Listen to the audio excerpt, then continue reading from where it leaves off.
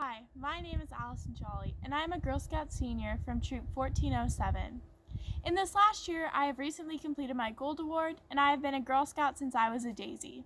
Today, I will be teaching you how to press flowers. This is a super easy and fun project with materials you can find at home. This project can come up with some beautiful results after some practice.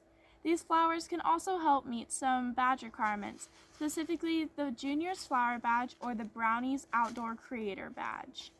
The materials that you need for this project is a roll of wax paper, a pair of scissors, some dainty flowers, an iron, and a book.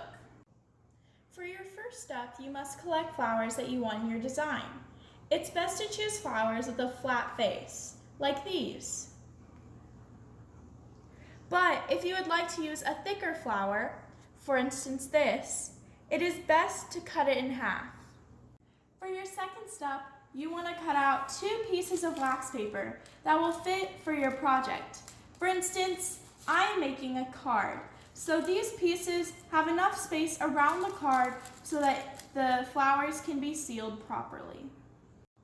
For your next step, you want to arrange your flowers on 1 piece of wax paper. Once you come up with a design that you're happy with, you want to put this second piece of wax paper over, and then until your iron heats up, cover it up with a heavy book. When you're heating up your iron, you want to make sure it's at a temperature where it's not too hot but more at a warm level. Once it's ready, you want to hold it over your design for about 15 seconds.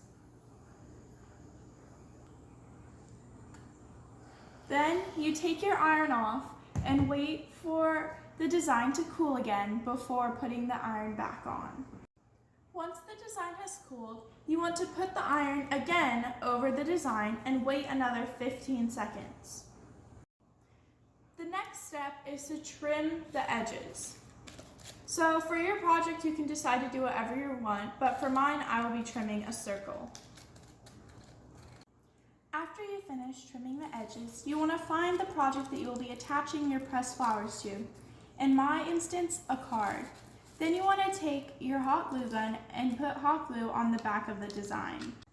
And if you come across any problems with the wax paper sticking together, it's always good to have a glue gun in hand. After completing these steps, you should have a gorgeous pressed flower design. Thank you so much for watching, and I wish you health and happiness.